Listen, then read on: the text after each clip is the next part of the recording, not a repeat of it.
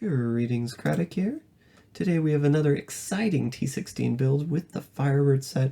We're going to be combusting enemies, this time though with Explosive Blast primarily.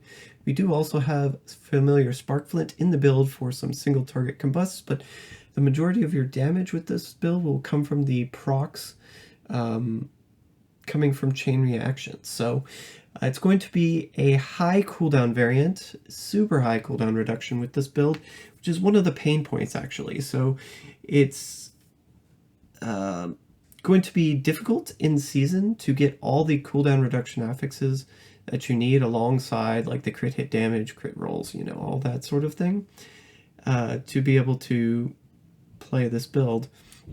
On top of that, the Captain Crimson set, while it is extremely valuable here, it also means it is required, pretty much.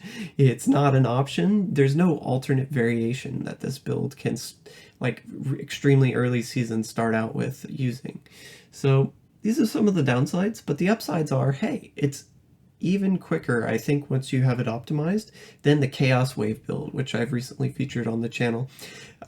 So it's all you really have to do is just teleport around. Your Ranslor's Folly, or your Etch Sigil will proc Twisters, and the Ranslor's Folly effect will suck in the trash, making it really easy for you to kill them with your autocast Explosive Blast. We're also going to keep Diamond Skin Prism on autocast, reducing the arcane power cost of all of our skills.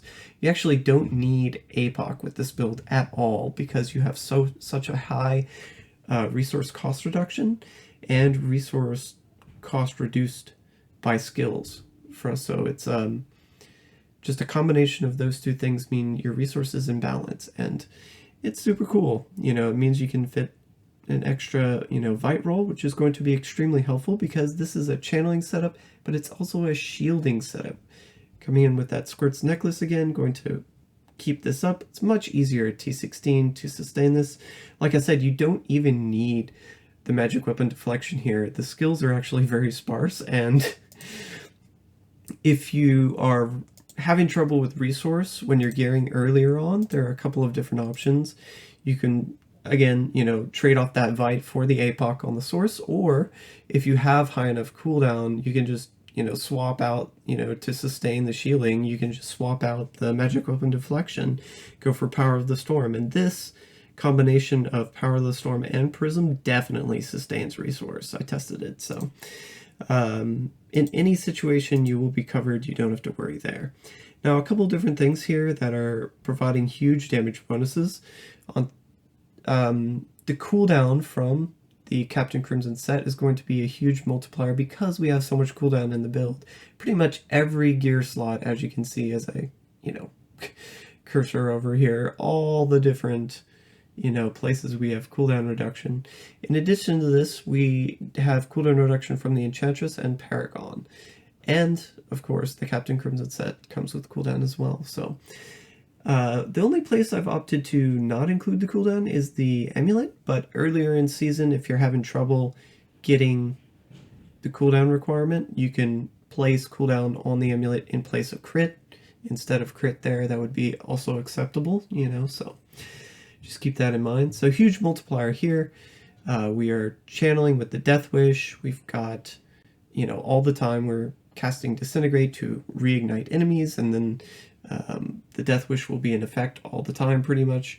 And then we have, except when we're teleporting, but we are using the Squirt's Necklace. We have, let's see what else. We have the multiplier from Orb of Infinite Depth here as well.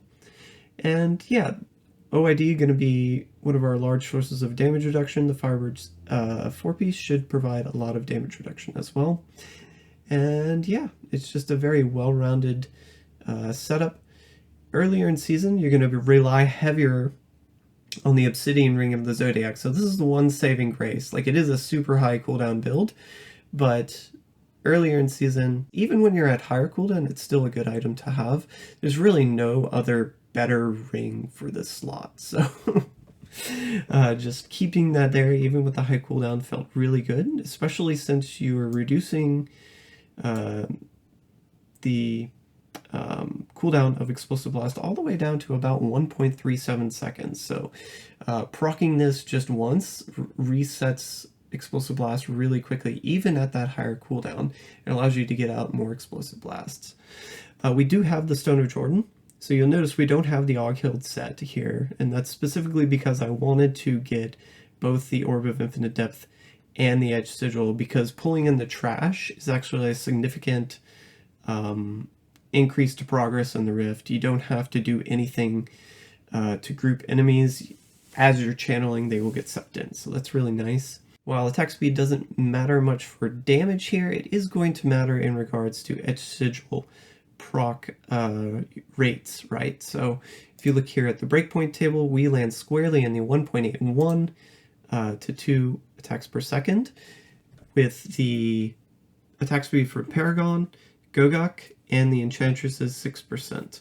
That gets you about 1.83 attacks per second, and that allows you to proc Edge Sigil squarely on the second, which is actually a good help to continue pulling in enemies as quick as possible, because sometimes you're like slightly waiting for the next Twister proc, and having it come quicker is it's little, but I notice it, right? So it's important. We drop the Og-Hilts, but we do gain the Chrome's buff bracers, so getting knocked around will not be as much of a problem.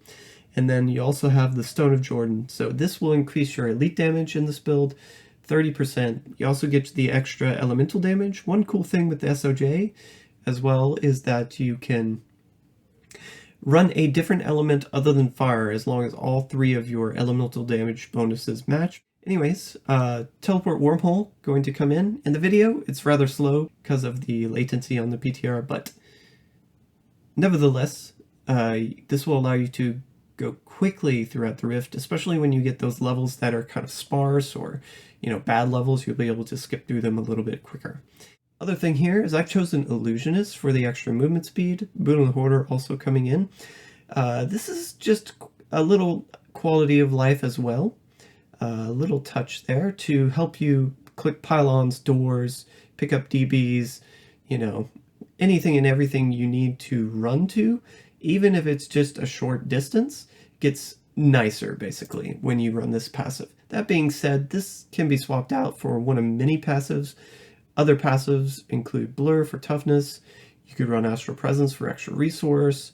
You could run Unstable Anomaly for that double second life, Elemental Exposure for increased damage, or even Dominance for more shielding. So there are a lot of options here, and this is the slot to put it in if you want something different there. And yeah, so hope you enjoy this build, and take care.